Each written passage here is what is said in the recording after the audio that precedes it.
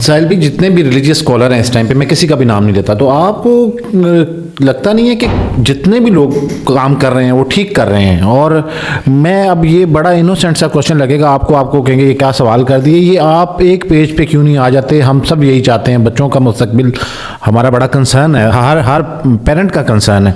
तो जितने लोग काम करें, 5 6 7 लोग नाम लेने की ज़रूरत नहीं है, तो ऐसी कौन सी चीज़ है जो कि आपको एक जगह पे नहीं यूनाइट नहीं होने देती? सर मैं जिन लोगों की मैं लिटरली पैर भी पकड़े हुए हैं, लिटरली मतलब मुहावरतन कह रहा हूँ, रिक्वेस्टें करके, वो लोग हैं जो बड़ी लड़ाई का फौजी हैं। पाकिस्तान में कोई बड़ी लड़ाई कर ही नहीं रहा। आप मुझे एक बात बताएं, जो ग्लोबल सिस्टम्स के अंदर पूरी दुनिया के मुसलमानों को मोबिलाइज, और बड़े लोग हैं, मैं अकेले थोड़ी हूँ, पाकिस्तानी नहीं है, मोबिलाइज कर रहे हैं बच्चों को बचाने के लिए और बच्चों को पॉलिटिक्स में डालने के लिए, बच्चों को फाइनेंशियल इंडिपेंडेंस और ताकत देने के लिए। मेरा तो काम ओवरसीज में क्यों आप क्या सोच रहे हैं, मैं ओवरसीज मुसलमानों के पास क्यों जा रहा हूँ, अमेरिका क्यों जा रहा हूँ, अभी इंग्लैंड के टूर से क्यों आया हूँ मैं ऐसे ऐसे शहरों में भी गया हूँ कि अल्लाह की कसम नाम भी नहीं प्रोनाउंस कर सकता मैं इंग्लैंड में, मुझे पता ही नहीं है। स्कॉटलैंड में एयर ड्रीम की मस्जिद से मैंने मस्जिद हय्य अल फलाह का प्रोग्राम भी स्टार्ट किया, आपको शायद अभी नहीं पता चला होगा, अभी IMS इसकी प्रोपेगेशन शुरू करेगा। तमाम मुसलमानों के बच्चों को मस्जिद के थ्रू मस्जिदों में भेजना है, अपनी लोकल, और तमाम मस्जिदों को ऑनलाइन कनेक्ट करके सोलो ट्रेनिंग देनी है। सोलो का मतलब सिंगल सोर्स से ट्रेनिंग देनी है, एंटरप्रेन्योरियल स्किल की, इकोनॉमी वेल्थ जनरेशन की, कम्युनिटी स्किल्स की, ताकि ये पूरी की पूरी ब्लॉकचेन बन जाए। 15 ईयर्स से लेके जितनी मर्जी एज आपकी, मस्जिद आएँ, ये लेक्चर्स अटेंड करें। 1 साल के अंदर 52 लेक्चर्स हमने हर हफ्ते एक, ये होगा 2-2 घंटे का, मगर एक, उससे हमने इनकी प्रोजेक्ट्स और टास्क डिज़ाइन किए हैं। ये 3 स्किल्स इनको दी, तमाम अपनी अपनी मस्जिद जाके, और मस्जिद को लिटरली मैंने इंग्लैंड में खुलेआम ऑन रिकॉर्ड वीडियो पे ऑफर लगाए हुए कि मैं आपको पैसे देता हूँ, ये पैसे ले थोड़ी ना हूँ मैं तो आपको पैसे देता हूँ कि आपके वो खतीब आपकी फैसिलिटी यूज़ कर रहे हैं, हम आपका टाइम ले रहे हैं, बिजली पानी लग रहा है आपका, I will pay for the payroll. आप जिधर भी काम पैसे ले रहे हैं, ज़्यादा पैसे लेते होते हैं, इन्होंने भी तो नान का पूरा करना था, मैं उन टॉप ऑफ दैट दूंगा। मेरा सिर्फ हफ्ते और इतवार वाले दिन एक लेक्चर रखवा दें मस्जिद में, स्क्रीन भी हम लगा देंगे, आपकी नहीं है तो इंटरनेट नहीं लगी, उसका खर्चा भी मैं दे दूंगा। I will pay for all the मस्जिद्स and I went to every city in England के आपके लोकल जो बच्चे हैं ना, वो अपनी मस्जिद चले जाएं बस। सही, मेरे नबी ने खुशखबरी सुनाई है कि जो मस्जिदों का आबाद करेगा उसको जन्नत की बिशारत दे दो, पैसे भी नहीं लगने। मसला यासिर भाई वही है, ये मुफ्त का प्रोग्राम है ना, कोई सीरियस नहीं ले रहा। और दूसरी बात, मेरे खिलाफ कौन आया ये इस प्रोग्राम में अभी तक जो मैंने आपको बताया, इसमें कोई मसला लगा है आपको? ये सही है। मस्जिद में मुसलमान चले जाएं, बच्चे मुसलमान अलग, बच्चियां अलग, बच्चे अलग, और क्लासेस ले रहे हो किस चीज़ की, आपस में कनेक्ट होके ताकत में आ जाओ। हम सिखाएंगे पैसे कैसे जनरेट कर, हम कैसे एक दूसरे को कनेक्ट कैसे करते हैं। सबसे बड़ी बात, आपकी आइडेंटिटी मस्जिद के अलावा और कौन सी बिल्डिंग बना सकती है? और सबसे बड़ा इतराज़ किधर से आया मेरे पास, किन लोगों ने दरवाजे बंद किए कि नहीं नहीं नहीं इसको नहीं अंदर आने था? मौलवियों को। सोचें ज़रा, मौलवियों ने कहा कि नहीं नहीं ये हमारे अकीदे का नहीं है। इमेजिन करें कि इसमें कौन सा मैंने अकीदा टेस्ट यहाँ पे कुछ जगह पे इन तीनों सी बातों से कौन सा अकीदा चैलेंज हो रहा है?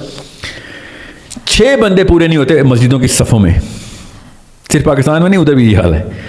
मैंने पूरे मुसलमानों को मस्जिदों में भर देना था, इनकी ईद हो जानी थी, इनके भी दर्स किसी ने सुन लेना था किसी काम के होते तो, मगर नहीं, बच्चे मस्जिद ना आए जी, हमें नहीं ज़रूरत, क्योंकि तुम मस्जिद बुलाओगे तो लोग तुम्हारे अकीदे पे चले। मेरा कौन सा ऐसा अकीदा, क्या मैं नाउज़ बिल्लाह कोई कादियानी हूँ, या फिर कौन सा ऐसा अकीदा है? मैं इनको अहले सुन्नत के असली कॉन्सेप्ट सिखाऊँ ना तो शर्मा जाएं लोग, इनको तो अपने अकीदे में नहीं सही पता। मगर मैंने तो अकीदा चैलेंज भी नहीं करना था। ये क्यों आपको बता रहा हूँ कि आपको पता चले मेरे मसाइल कुछ हो रहे हैं, मेरी लड़ाई कुछ हो रहा है। ये जो पाकिस्तान में यूट्यूब की वीडियो में आके कॉमेंट करते ना, सीरियसली इसके ऊपर बहुत फारिग टाइम होता है, तब लोग इस तरह के काम करते हैं। ये फारिग हैं, इन लोगों के पास और कोई काम नहीं है। ये अगर बड़े कामों में होते, ये इसी तरीके से धक्के खा रहे थे। मैं भी खा रहा हूँ अल्हम्दुलिल्लाह, जितने धक्के लगते हैं ना उतनी मुझे मुस्कुराहट होती है। मुझे वो मसले हैं, मैं कभी अल्हम्दुलिल्लाह ना ही बताऊँगा, ना ही आपको कोई ख़ास इंटरेस्ट होगा कि यार अपने ज़रा सियासी इमोशनल टॉर्चर बताएं ना, ज़रा जो इमोशनल कारगुजारी हैं आपकी, तो मैं आपको बताऊँ आप भी रोना शुरू हो जाएंगे इधर।